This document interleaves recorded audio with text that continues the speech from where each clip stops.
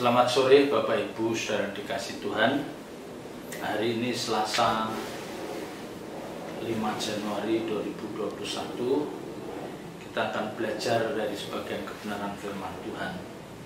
Mari kita persiapkan hati kita persiapkan pikiran kita untuk kita fokus dalam pemberitaan kebenaran sore malam hari ini. Mari kita awali di dalam doa. Bapa di surga, kami mengucap syukur Kau memberikan kami kesempatan untuk kami boleh belajar sebagian kebenaran firman-Mu. Hari lepas hari kami semakin menyadari betapa pentingnya kebenaran firman-Mu itu bagi masa depan kehidupan kami. Kami hanya bersandar, kami hanya berpegang pada kekuatan firman-Mu. Olehnya Engkau berbicara lewat hamba-Mu. Pakai mulut bibir hamba-Mu untuk menyampaikan isi hati-Mu.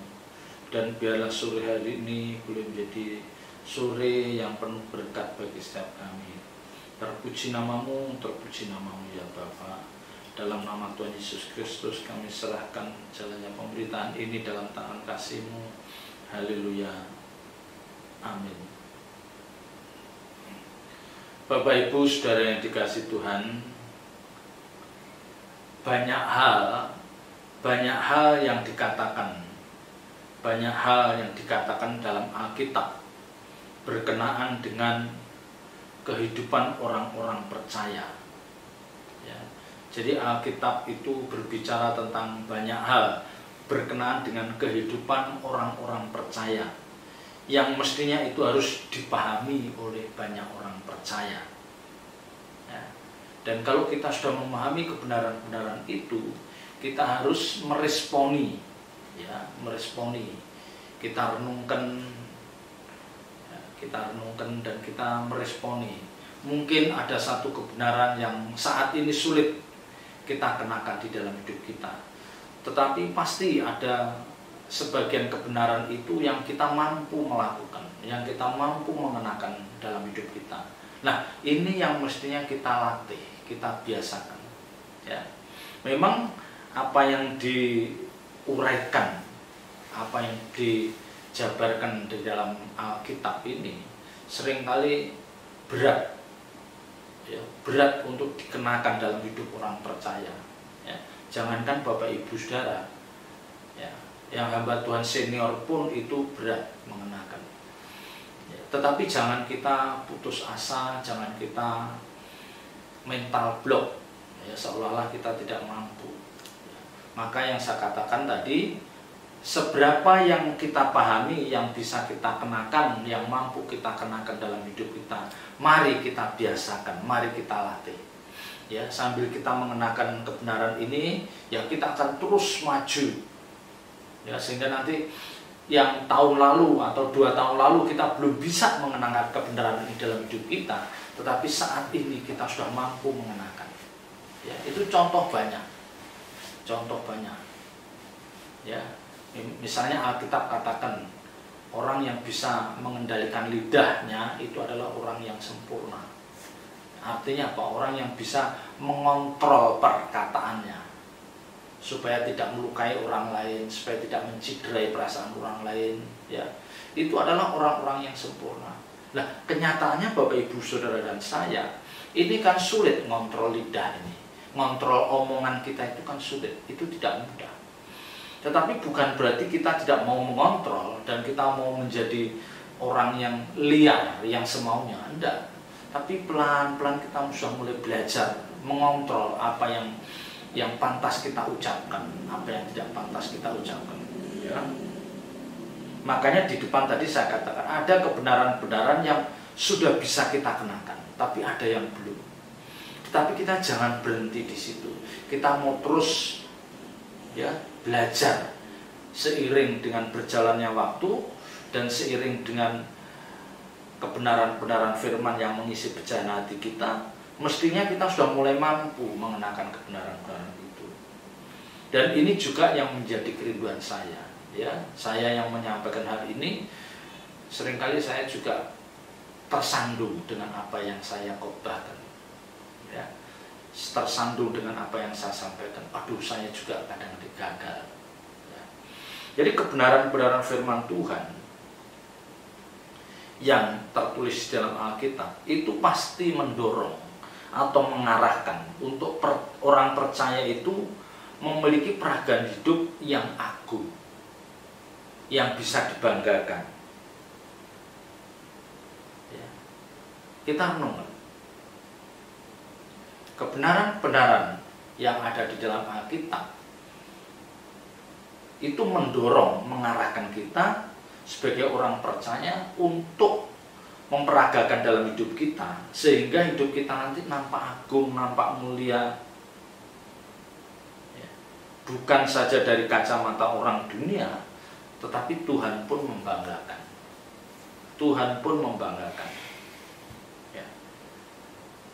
Kalau misalnya peragaan hidup kita sebagai orang percaya dari kacamata orang dunia saja sudah tidak berkualitas, ya, jadi orang dunia saja melihat peragaan hidup kita sudah tidak terkesan, ya, sudah tidak terkesan, apalagi di hadapan Tuhan, tidak mungkin, ya, tidak mungkin itu akan menyenangkan hati Tuhan.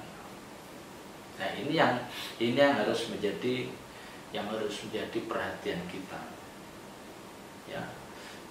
Dan hendaknya kita jangan menganggap rendah cara pandang orang-orang di luar Kristen. Ya, seringkali kan kita itu kalau yang ngomong orang di luar Kristen, pandangan orang di luar Kristen, ya, di luar orang percaya, kita menganggap rendah. Tidak boleh, ya. Karena banyak orang bijak di luar Kristen. Di luar orang percaya itu kita juga ketemu orang-orang yang cukup bijaksana. Ya, bagaimana dia bisa mengendalikan diri, bagaimana kita bisa melihat betapa sabarnya bapak itu, betapa sabarnya ibu itu, ya, betapa rumah keluarga itu murah hatinya. Ya, kita jangan menutup mata, ya, jangan menutup mata. Mereka juga bisa melakukan apa yang kita lakukan. Maka kita jangan sembrono.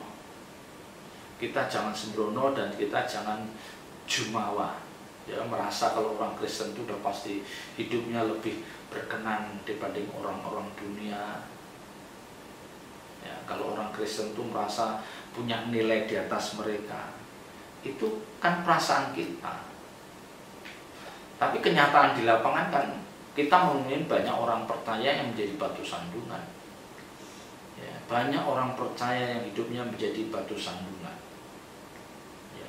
Dan Bapak Ibu Saudara harus ingat bahwa peragaan hidup kita itu tidak mungkin luput dari pengamatan orang-orang di luar orang percaya. Ya, jadi peragaan hidup kita itu tidak mungkin luput dari pengamatan orang-orang di luar orang percaya. Ya, orang-orang sekitar kita di kantor, orang-orang sekitar kita di lingkungan rumah tangga, ya, di keluarga kita, orang-orang di lingkungan di mana kita tinggal. Mereka pasti mengamati dan mereka pasti akan memberikan penilaian atas peragaan hidup ini. Ya, ini yang seringkali kita tidak kita sadari, ya, tidak kita sadari. Seharusnya Bapak Ibu Saudara, seharusnya yang benar itu, kalau orang percaya itu peragaan hidupnya adalah produk dari suatu kebenaran firman Tuhan. Ya, jadi peragaan hidup orang itu landasannya adalah kebenaran firman Tuhan yang dia pahami. Pasti mereka akan berkualitas. Mereka akan berkualitas dan mungkin tidak kalah dibanding orang-orang yang dihasilkan dari filosofi dunia. Rasanya begitu. Ya. Jadi kalau orang percaya itu memang dia menekuni dan dia berjuang untuk memahami kebenaran firman Tuhan dan dia terus berjuang untuk mengenakan di dalam hidupnya, pasti hidupnya akan berkualitas dan kualitas hidupnya itu akan berbeda dengan orang-orang yang hanya dilandasi oleh filosofi dunia. Itu pasti. Ya. Yang pertama karena memang motivasi kita melakukan sesuatu itu beda dengan mereka. Ya, pasti beda. Bagi orang yang mengerti kebenaran firman Tuhan, seperti yang dikatakan 1 Korintus 10 ayat 31, apapun yang kami kerjakan, baik makan atau minum atau melakukan apa saja, biarlah itu untuk kemuliaan Tuhan. Ya, jadi yang kita lakukan, baik makan atau minum atau melakukan apa saja, biar semua itu untuk kemuliaan Tuhan. Nah, orang di luar orang percaya rasanya tidak mungkin tindakannya landasannya kebenaran firman Tuhan seperti ini, tidak mungkin. Ya, biasanya mereka hanya supaya bagaimana dikatakan orang baik, ya, dia beramal, itu tidak lebih dari itu. Tetapi kalau orang percaya itu pasti akan nampak keagungan dari tindakannya, akan nampak keputusan-keputusannya, harusnya akan nampak berbeda. Ya, maka kenapa Alkitab katakan di dalam Injil Matius pasal 5, Injil Matius pasal 5 ayat 31, kalau kita baca ya, Injil Matius 5 ayat 41, dan siapapun yang memaksa engkau berjalan sejauh 1 mil, berjalanlah bersama dia sejauh 2 mil. Ya. Ya. Jadi kalau ada orang yang memaksa kita berjalan sejauh 1 mil, berjalanlah bersama dia sejauh 2 mil. Artinya apa? Kalau orang lain menggendaki untuk kita melakukan sepenggal ini, artinya kamu melakukan sepenggal ini, tapi kita berkomitmen untuk melakukan lebih dari sepenggal, tapi 2 penggal. Ya. Tahu kan maksudnya?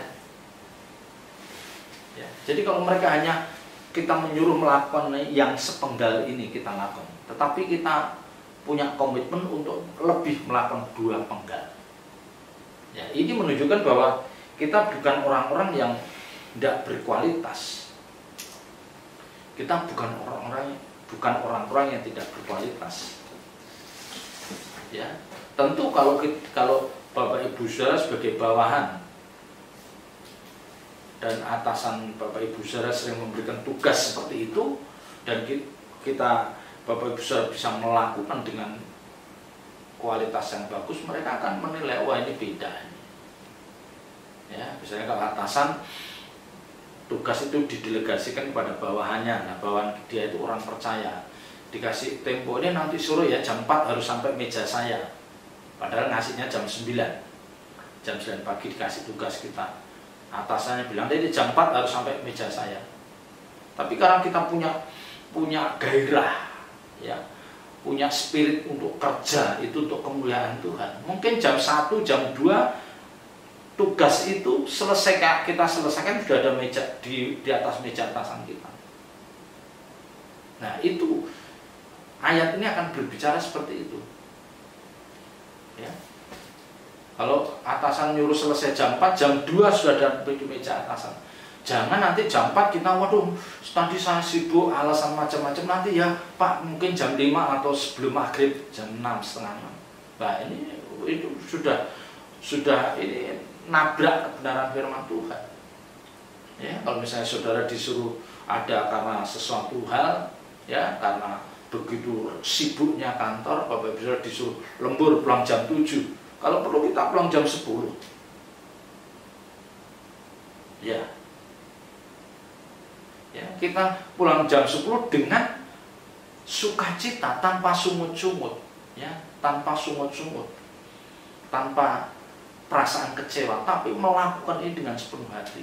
Nah, ini yang terus saya suarakan. Ya. Jadi intinya memang kita itu dituntut untuk melakukan sesuatu itu lebih berkualitas daripada yang diharapkan orang lain. Ya, lebih dari yang diharapkan orang lain. Kita bisa lebih berkualitas.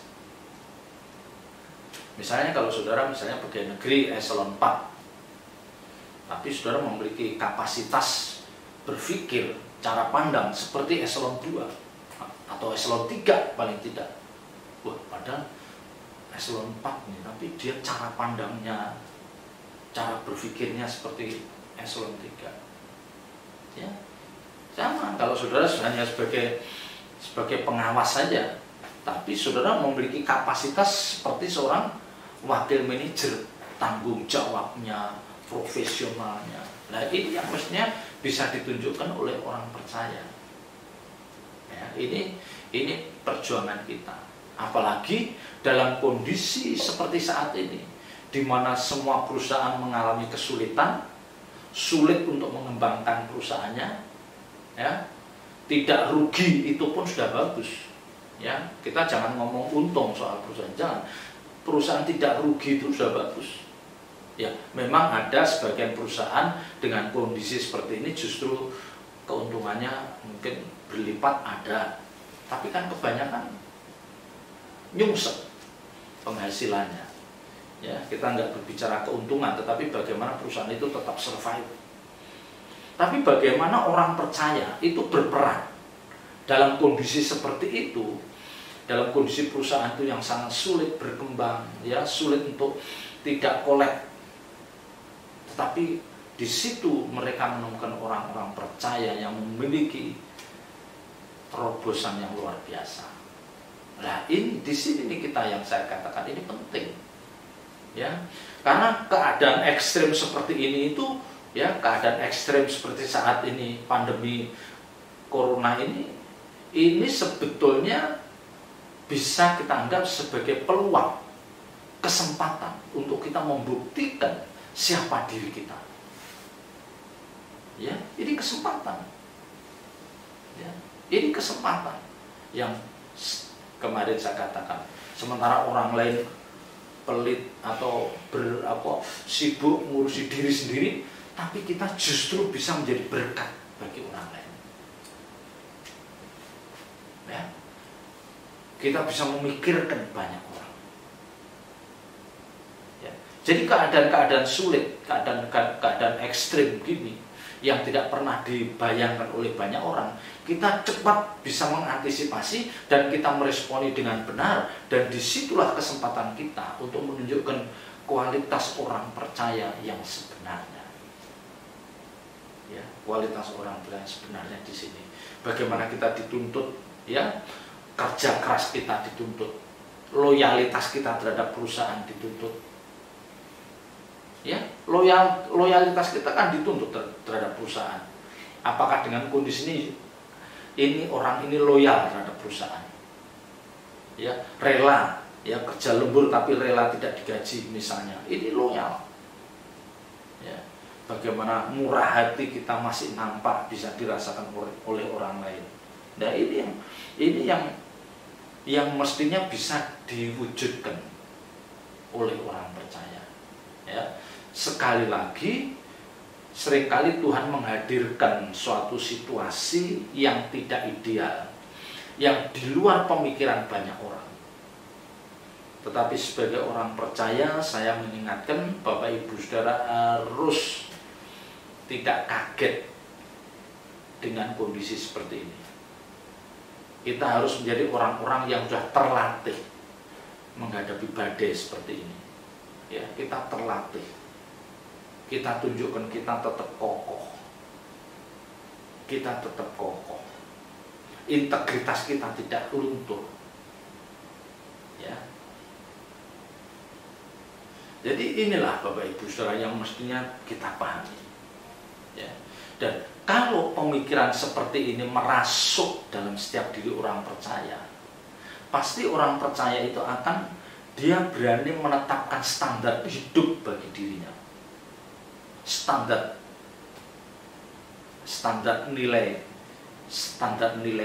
nilai hidup bagi dirinya. Saya akan menetapkan bahwa saya memiliki standar seperti ini. Ya, tidak seperti kebanyakan orang. Ya. Ini yang mestinya ada dalam diri orang percaya. Kita berani menetapkan standar yang tinggi untuk hidup kita. Tentu orang-orang yang mampu melakukan begini, orang-orang yang memiliki landasan kebenaran firman Tuhan yang lengkap, yang cukup.